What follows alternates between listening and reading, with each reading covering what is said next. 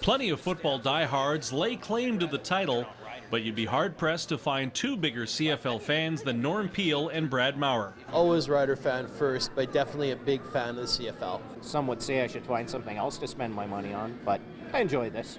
Lifelong members of the Rider Nation, Peel and Maurer are getting ready for a weekend they've had circled on the calendar since the day the CFL schedule was announced. We were sitting around over a couple of beers at Grey Cup, got the idea, and when the schedule came out, we found a weekend that worked and put it all together. It didn't really take a lot of time to get organized. Few have done what these two will do beginning Thursday night in Edmonton. 4 CFL cities, 8 CFL teams, 5,491 travel kilometers, all in the interests of fulfilling the ultimate CFL weekend. When you stack it up like that, it does sound rather monumental.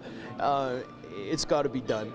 I think 4 stadiums in one weekend sounds pretty good to me, 4 provinces in one weekend.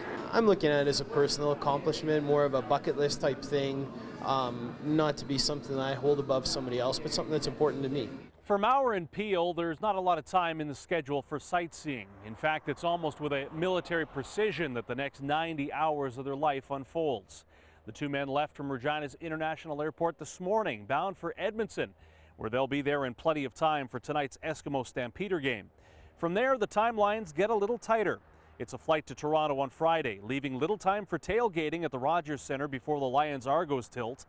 Then the pair hit Winnipeg on Saturday, as the Montreal Alouettes pay a visit to the Manitoba capital.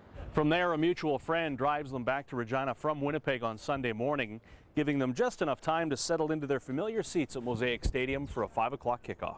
When I look at the schedule we end up with, I couldn't have put together a better schedule for the CFL myself. The one thing we have to do is go early a few of the days, just so that we get in time, just in case the plane gets delayed, that we want to make sure we're there. Last thing you want to do is land at halftime. Factor in air travel, tickets, hotels, meals, cab fares, and the occasional wobbly or two along the way. And the two men figure the total cost of the weekend will climb somewhere north of $1,500. A small price, they say, to be part of a once-in-a-blue-moon experience. It's not going to happen likely that there's going to be 8 teams in the CFL. The next thing will be 9, maybe 10. There won't be an opportunity to get to all of them, and actually it turned out really, really good that we actually even end up back at Taylor Field.